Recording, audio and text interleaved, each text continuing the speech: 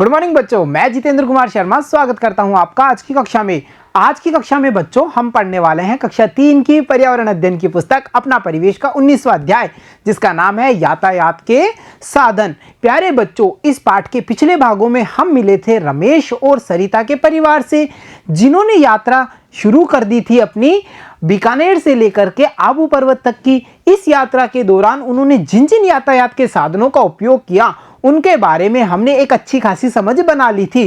साथ ही साथ हम यह भी जान पाए थे कि कुछ यातायात के साधनों का उपयोग हम छोटी दूरी के लिए कर रहे हैं और कुछ यातायात के साधनों का उपयोग हम अधिक दूरी या लंबी दूरी को तय करने के लिए करते हैं। बच्चों, पाठ को आगे बढ़ाते हैं और आज की इस कक्षा में हम जानते हैं और यातायात के साधनों के बारे में कि यातायात के साधनों में और कौन कौन से साधन होंगे, किस साधन का उपयोग लंबी दूरी को कम समय में तय करने के लिए किया जाएगा, किस साधन का उपयोग जो दुर्गम स्थान है जैसे पानी के अंदर यात्रा करनी होगी तो हमें कौन से साधन की जरूरत पड़ेगी। इन सब के बारे में आज की इस कक्षा में हम जानकारी प्राप्त करेंगे। साथ ही साथ बच्चों, आज की कक्षा में हमें यह भी पता चलेगा कि कुछ ऐसे यातायात के साधन हैं जिनका उपयोग सिर्फ सवारी ढोने के लिए काम में लिया जाता है। कुछ यातायात के ऐसे भी साधन होंगे जिनका उपयोग हम सवारी और माल दोनों को ढोने के लिए करते हैं। तो चलो बच्चों, शुरू करते हैं आज की कक्षा। यातायात के विभिन्न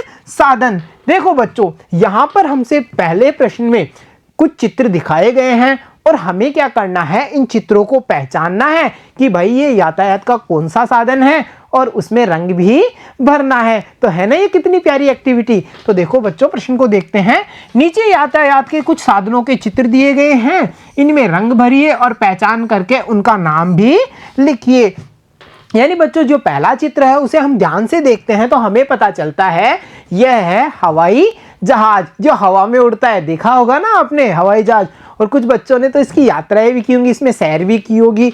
बच्चों, हवाई जहाज यातायात का वह साधन है जिसके माध्यम से या जिसके द्वारा हम लंबे स्थानों की दूरी या लंबी दूरी को कम समय में तय कर पाते हैं।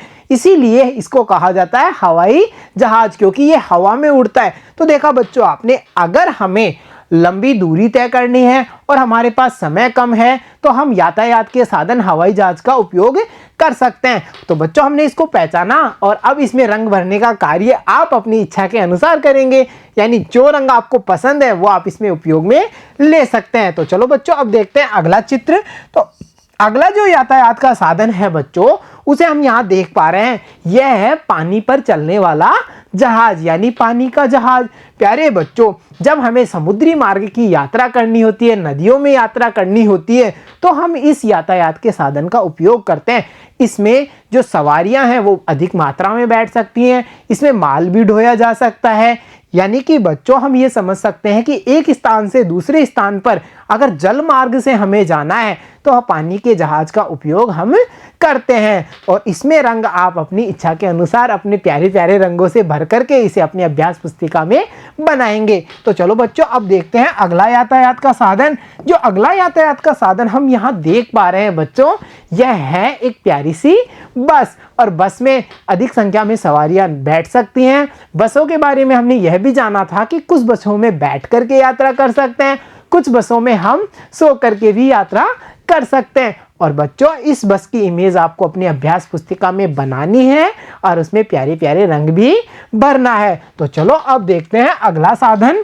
और बच्चों, जो अगला साधन है उसे आप देख पा रहे हैं, इसके पीछे की तरफ एक कंटेनर लगा हुआ है जिसमें सामान को ढोया जाता है। तो हम ये समझ पा रहे हैं कि इस यातायात के साधन का उपयोग हम माल ढोने के लिए करते हैं।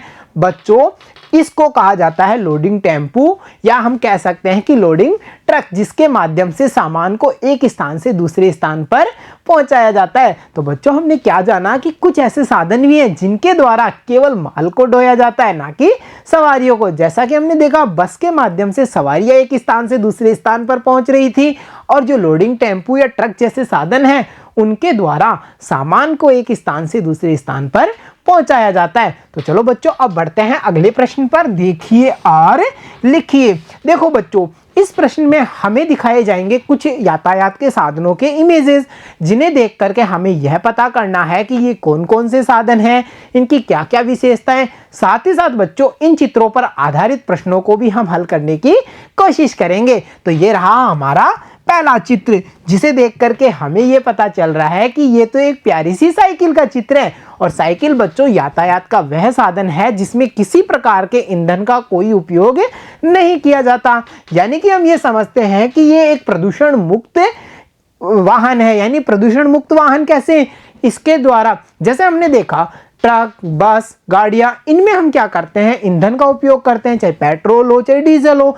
जब पेट्रोल और डीजल के द्वारा उन साधनों को चलाया जाता है तो उनसे धुआं निकलती है, जिसके द्वारा प्रदूषण फैलता है। परंतु साइकिल में किसी प्रकार का कोई ईंधन का उपयोग नहीं किया जाता, इसीलिए इसे प्रदूषण मुक्त वाहन कहा जाता है। तो चलो अब देखते हैं अगला साधन कौन सा है। और प्यारे बच्चों, यह वह साधन है जिसके द्वारा रमेश और सरिता के परिवार ने आबू पर्वत से अपने होटल की यात्रा की थी। यानी यह है एक प्यारी सी टैक्सी, जिसके द्वारा सवारियां एक स्थान से दूसरे स्थान की यात्राएं करती हैं। तो चलो अब देखते हैं अगला साधन।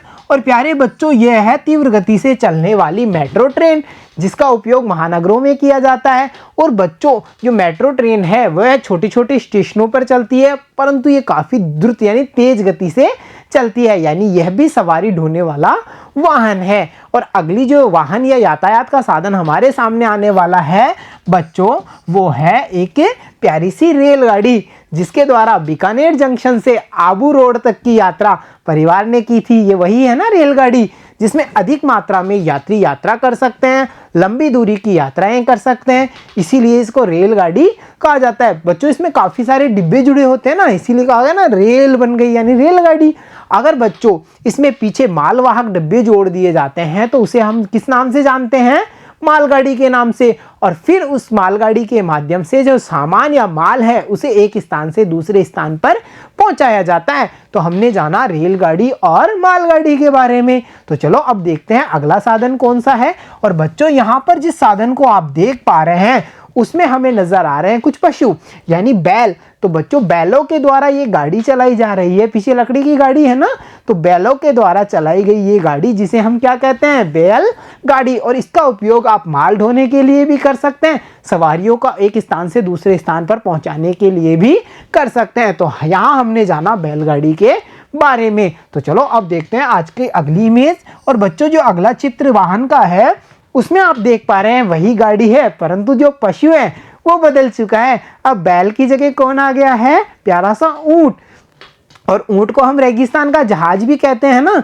तो बच्चों, ये ऊंट गाड़ी हो गई। कौन सी गाड़ी होगी? ऊंट गाड़ी। और इस पर आप देख पा रहे हैं माल को एक स्थान से दूसरे स्थान पर ले जाया जा रहा है। इस पर सवारियों को भी एक स्थान से दूसरे स्थान पर ले जाया जा सकता है।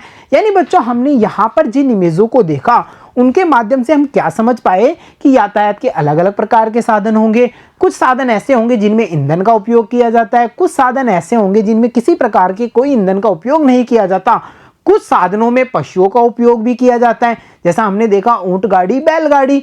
साथ ही साथ हमने यह भी जाना कुछ साधन केवल सवारी ढोने का काम कर रहे हैं, कुछ साधनों के माध्यम से हम माल को एक स्थान से दूसरे स्थान पर पहुंचाते हैं, और कुछ ऐसे साधन हैं जिनके माध्यम से सवारियों को भी ढोया जाता है और माल को भी ढोया जाता है। तो चलो बच्चों, अब इन चित्रों पर आधारित प्रश्नों को हल करने की कोशिश करते हैं। वाहन में देखो बच्चों, ये वही इमेजें हैं जिन पर हमने चर्चाएं की। अब इन पर आधारित जो पहला प्रश्न है वो देखिए, जो सिर्फ सवारी ढोने के काम आते हैं। ऐसे वाहन छांटिए जो केवल सवारी ढोने का कार्य में हमारे काम आएंगे। तो देखो बच्चों, सवारी ढोने के लिए साइकिल, टैक्सी, मेट्रो ट्रेन, ये सब यानी रेलगाड़ी, ये सब वो साधन हैं जिनसे केवल हम सवारी ढोने का कार्य करते हैं। तो चलो बच्चों, अब बढ़ते हैं अगले प्रश्न पे। अगले प्रश्न में बच्चों उन्हीं वाहनों को आप देख पा रहे हैं जिन्हें देख करके हमें ये बताना है वे वाहन जो सिर्फ माल ढोने के काम आते हैं। यानी इनमें से उन वाहनों को छांटिए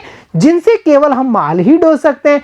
यानी बच्चों, ये तो है रेलगाड़ी। अगर यहाँ मालगाड़ी होती तो हम क्या कहते कि मालगाड़ी वही साधन है जिसके द्वारा केवल माल ढोया जाता है। वैसे ही बच्चों ऊंट गाड़ी, जिससे माल भी ढोया जाता है और सवारी भी ढोई जाती है। तो हम यहाँ यह कह सकते हैं कि मालगाड़ी आदि वे साधन हैं जिनके द्वारा केवल माल ढोने का कार्य किया जाता है। तो चलो बच्चों अब देखते हैं आज का अगला प्रश्न।